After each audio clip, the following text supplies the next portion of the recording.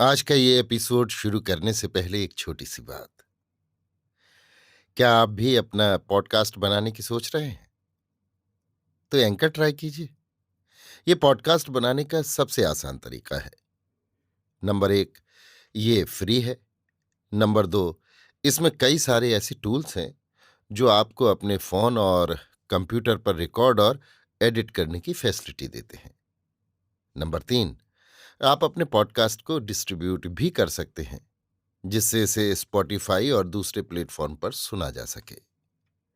तो डाउनलोड कीजिए free anchor app या विजिट कीजिए anchor.fm पर अपना पॉडकास्ट स्टार्ट करने के लिए। ये तो थी एक छोटी सी जानकारी, और अब शुरू करते हैं एपिसोड का सिलसिला। तो आज के एपिसोड में लीजिए सुनिए विश्वंभरनाथ शर्मा कौशिक की लिखी कहानी शांति, मेरी यानी समीर गोस्वामी की आवाज में। राय रामचंद्र दत्त ने प्रौढ़ावस्था पार करके जब वृद्धावस्था में पदार्पण किया, तब उनका स्वभाव जरा चिड़चिड़ा हो गया था। चिड़चिड़ेपन का कारण यही था कि समस्त सांसारिक सुखों के होते हुए भी उनके हृदय में शांति न थी। मनुष्य का हृदय बड़ा शांतिप्रिय है। वो सदा शांति ही की तृष्णा से आकुल रहता है। राय साहब को किसी प्रकार का अभाव न था। धन की कमी न थी। परिवार भी आपका भरा पूरा था। पुत्र पुत्रियां पौत्र इत्यादि सब थे।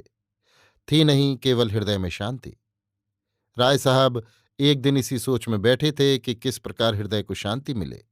वे अपने पिछले जीवन पर विचार कर रहे थे। वे सोच रहे थे कि मैं एक समय ये कहता था कि यदि लक्षाधीश हो जाऊं तो मेरे दिन बड़ी शांति के साथ बीतेंगे, क्योंकि मुझे किसी प्रकार का अभाव न रहेगा। किसी प्रकार का अभाव न होने ही को मैं सुख शांति समझे हुए था। ईश्वर ने जब धन दिया, लक्षाधीश होने की मेरी अभिलाषा पूर्ण की, तब ये इच्छा हुई कि यदि कोई उपाधि मिल जाए तो फिर मुझे और कुछ न चाहिए। मेरी समस्त इच्छाएं पूरी हो जाएंगी। फिर मैं अपना शेष जीवन शांतिपूर्वक व्यतीत कर सकूंगा। ईश्वर ने मेरी ये अभिलाषा भी पूर्ण कर दी। मुझे राय साहब की उपाधि मिल गई। इसके पश्चात मैंने जो अपने हृदय को टटोला तो फिर भी शांति न मिली। एक वासना पूरी हुई कि तुरंत ही दूसरी का जन्म हो गया। कभी पुत्र की अभिलाषा हुई, उसकी पूर्ति होते ही पौत्र का मुख देखने की इच्छा का जन्म हुआ। सब मिथ्या है। लोग कहते हैं कि सांसारिक सुखों में शांति है, वासनाओं के पूर्ण होने में शांति है, किंतु सच तो ये है कि शांति किसी में नहीं। यदि शांति है तो संसार त्याग देने में, सन्यासी हो जाने में। यदि ऐसा न होता तो बड़े बड़े योगी और ज्ञानी संसार को छोड़कर क्यों सन्यास ग्रहण कर लेते। ठीक है, इस संसार को त्याग देने ही में मन को विश्राम मिलता है। राय साहब इन्हीं विचारों में मग्न थे कि उनके कमरे का दरवाज़ा खुला और उनके ज्येष्ठ पुत्र कृष्णदत्त अंदर आए। राय साहब चौंक पड़े। उन्होंने पूछा, कृष्ण, क्या है? कृष्णदत्त भरे हुए थे। पिता के इतना पूछते ही कुछ कर्कश स्वर में बोले, है क्या? विष्णुदत्त, कृष्णदत्त का छोटा भाई, के मारे नाक में दम है। वो चाहता है कि उसी का हुक्म चले। आज मुझे एक आवश्यक काम से जाना था। मैंने कहलवा दिया कि मोटर आज कहीं न जाने पावे, परंतु उसे इस बात की क्या परवाह? किसी का काम बने या बिगड़े, उसकी बला से। राय साहब, तो आखिर उसने किया क्या? कृष्ण, किया क्या? मोटर लेकर कहीं चल दिया। ड्राइवर अनवर खां ने कहा भी कि बड़े बाबू ने मोटर अपने काम के लिए रोक ली है, पर उसने न माना। उसे भी दो चार खरी खोटी सुना दी। आखिर नौकर तो नौकर ही है, उसे मोटर ले जानी पड़ी। राय साहब नम्रतापूर्वक बोले, खैर अब तो ले ही गया, तुम जोड़ी जुतवा लो या अपने घोड़े पर चले जाओ। कृष्ण, आपने भी कह दिया कि जोड़ी जुतवा लो, घोड़ा कसवा लो। इन्हीं बातों से तो उसका साहस बढ़ता जाता है। वो समझता है कि बाबूजी तो कुछ बोलते ही नहीं, जो जी चाहे किया करो। राय साहब, तो आखिर तुम चाहते क्या हो? कृष्ण, यही चाहता हूं कि मेरे लिए आप दूसरी मोटर मंगवा दें। मुझे जोड़ी और घोड़ा अच्छा नहीं लगता। मोटर पर छोटे बाबू का अधिकार है। साझे का काम मुझे पसंद नहीं। मैं बहुत गम खाता रहता हूं, नहीं तो रोज लड़ाई झगड़ा हुआ करे। राय साहब, अच्छा, मैं उसे समझा दूंगा। यदि वो ना मानेगा तो तुम्हें दूसरी मोटर ले दूंगा। कृष्णदत्त के चले जाने पर राय साहब ने ठंडी सांस लेकर कहा, मुझे इतनी भी स्वतंत्रता नहीं कि क्षण भर एकांत में शांतिपूर्वक बैठ सकूं। उफ, मैं तो इस जंजाल से तंग आ गया। कृष्णदत्त गया ही था कि उसी कमरे के दूसरी ओर का अंतःपुर वाला द्वार खुला और पूर्ण वयस्का दो लड़कियां छम छम करती हुई अंदर आईं। वे आपस में बातें करती आ रही थीं। एक कह रही थी, चाहे जो हो, मैं तो बाबूजी से कहकर आज ही बनवा लूंगी। दूसरी बोली, तुम बनवा लोगी तो क्या मैं न बनवा लूंगी। राय साहब ने घूम कर देखा। इतनी ही देर में दोनों उनके पास आ गईं। राय साहब मुख पर मुस्कुराहट लाकर बोले, क्या है कृष्णा, क्या बनवाने की बातचीत है। कृष्णा बोली, बाबूजी, मैं आज राय श्यामाचरण के यहाँ गई थी। राय श्यामाचरण की पुत्री सुभद्रा के लिए आज हीरे के जड़ाऊ कंगन बनकर आए हैं। बाबूजी, मैं तुमसे क्या कहूं, ऐसे सुंदर हैं कि मैंने पहले कभी न देखे थे। बाबूजी, मेरे लिए भी एक जोड़ी बनवा दो। दूसरी लड़की, और मेरे लिए भी। राय साहब, तुम्हारे पास तो दो तीन जोड़ी कंगन रखे हैं, अब और बनवा कर क्या करोगे, उन्हीं के पहनने की नौबत नहीं आती। कृष्णा, हैं तो, पर वैसे तो नहीं है। मेरे बाबूजी, वैसे ही बनवा दो। राय साहब, अच्छा पहले उन्हें देख तो ले, जब तक नमूना न मिलेगा तब तक कैसे बनेंगे। कृष्णा, नमूना मिलना कौन बड़ी बात है, उनके यहाँ आदमी भेज दो। राय साहब, अच्छा देखा जाएगा। कृष्णा, नहीं, अभी मंगवा लो, फिर तुम भूल जाओगे। राय साहब की इच्छा इस समय जरा एकांत में रहने की थी, परंतु बेटियां ऐसी मचलीं कि उन्हें उठना और कंगन मंगाने का प्रबंध करना ही पड़ा। राय रामचंद्र दत्त अपने मित्र राय श्यामाचरण से बोले, तुम्हारा ये कहना तो ठीक है कि गृहस्थी से बढ़कर, विशेषतः ऐसी गृहस्थी से जिसमें किसी प्रकार का अभाव न हो, कोई वस्तु अधिक सुखदायक नहीं है। परंतु मुझे सुख की अपेक्षा दुख ही अधिक मिल रहा है। कभी कोई झगड़ा उठ खड़ा होता है, कभी कोई। मांगों के मारे तो मैं ऊब जाता हूं। रियासत का प्रबंध हलक नाक में दम किए रहता है। मैं अकेला क्या क्या करूं, क्या क्या देखूं। घर का ये हाल है कि एक से एक की नहीं पड़ती। एक का कहना करता हूं तो दूसरा नाक भौं चढ़ाता है। बीमारी ने तो मेरे यहां अड्डा ही जमा लिया है। कभी किसी को बुखार आता है, कभी किसी को जुकाम होता है। वो अच्छा होता है तो दूसरा पड़ता है। मतलब ये कि कोई क्षण ऐसा नहीं जाता जिसमें चिंता से मैं बचा रहूं। सब कुछ होने पर भी मैं दिन में घंटा आध घंटा भी शांतिपूर्वक नहीं व्यतीत कर सकता। बताओ, ऐसी स्थिति में क्या करूं। राय श्यामाचरण कुछ मुस्कुराकर बोले, भाई, गृहस्थी का यही तो सुख है। इसे दुख समझना मेरी समझ में बड़ी भारी भूल है। राय रामचंद्र, संभव है कुछ लोगों को इसी में सुख मिलता हो, परंतु भाई मुझे तो ये घोर दुख मालूम पड़ता है। राय श्यामाचरण, फिर आप क्या चाहते हैं। राय रामचंद्र, मैं इन चिंताओं से छुटकारा चाहता हूं और चाहता हूं अपने शेष दिन शांतिपूर्वक ईश्वर के भजन में व्यतीत करना। राय श्यामाचरण इस बात पर बहुत हंसे और बोले, तो ये कहो कि मोक्ष की तैयारी करना चाहते हो। राय रामचंद्र गंभीरतापूर्वक बोले, ये हंसने की बात नहीं। मोक्ष के लिए तैयारी करना तो बहुत कठिन बात है। मैं केवल इतना ही चाहता हूं कि मेरे हृदय में शांति रहे। राय श्यामाचरण, हृदय को शांत रखना मनुष्य की प्रकृति पर अवलंबित है। बहुत से मनुष्य ऐसे हैं कि तमाम जंजालों में फंसे रहने पर भी कभी अशांति की शिकायत नहीं करते, और बहुत से ऐसे हैं, जैसे कि आप, उन्हें कभी किसी भी अवस्था में शांति नहीं। राय रामचंद्र को राय श्यामाचरण की ये बात कुछ जची नहीं। वे बोले, संभव है ऐसे लोग भी हों जिन्हें अशांति की शिकायत न हो, परंतु मुझे तो आज तक कोई ऐसा आदमी नहीं मिला। राय श्यामाचरण बोले, एक मैं ही आपके सामने मौजूद हूं। राय रामचंद्र मृदु हास्य करके बोले, अभी तुम्हारी अवस्था ही कितनी है। तुम्हें तो अभी संसार के बहुत सुख लूटने हैं।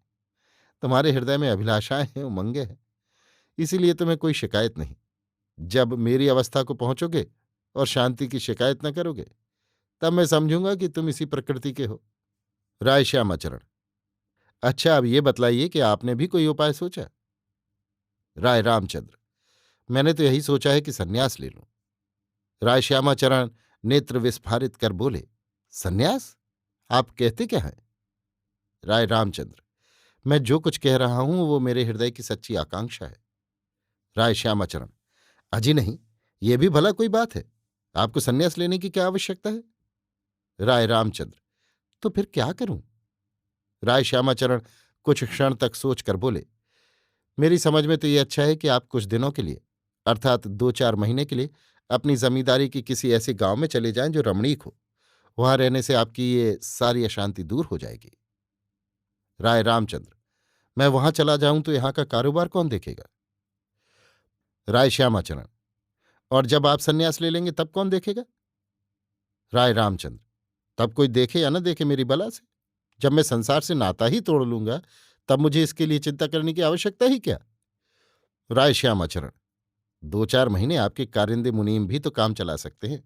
कम से कम मेरे कहने से आप ये करके देख लीजिए। यदि इसमें आपको सफलता न हो तो फिर जैसा उचित समझिएगा कीजिएगा। आप चलें, मैं भी आपके साथ चलूंगा, और जब तक आप रहेंगे वहीं रहूंगा। राय रामचंद्र। अच्छा, यही सही, ये भी करके देख ले। शाम के 5 बज चुके हैं। लक्ष्मणपुर के कृषक दिन भर खेतों में काम करने के पश्चात बस्ती की ओर लौट रहे हैं। इसी समय राय रामचंद्र दत्त तथा राय श्यामाचरण घूमने निकले हैं। दोनों आपस में बातें करते हुए मंद गति से हवा खाते हुए एक ओर जा रहे हैं। राय रामचंद्र बोले, भाई, इस बात में तो रत्ती भर भी संदेह नहीं कि जो आनंद देहात में है, शहर में उसका शतांश भी नहीं। देखो कितना सुंदर दृश्य है। चारों ओर हरियाली ही हरियाली। डूबते हुए सूर्य की किरणें इस हरियाली पर कैसी शोभा दे रही हैं। हवा भी कितनी मंद और शीतल है। राय श्यामाचरण। भला ये आनंद शहरों में कहा। वहां के बाग बगीचों में कृत्रिमता की भरमार है। यहां बनावट का नाम नहीं, जो कुछ है प्राकृतिक है। देखिए, सामने ये सूखा पेड़ खड़ा है, इसमें पत्ती का नाम नहीं। तिस पर भी इन हरे भरे वृक्षों के बीच ये कितना भला मालूम होता है। ये अपनी शान अलग ही रखता है। यहाँ की सूखी घास तथा झाड़ियां भी अपनी सुंदरता अलग रखती हैं। राय रामचंद्र। निस्संदेह। इन किसानों को देखिए, कितने प्रसन्न हैं। दिन भर के हारे थके हैं, पर फिर भी अलापते जा रहे हैं।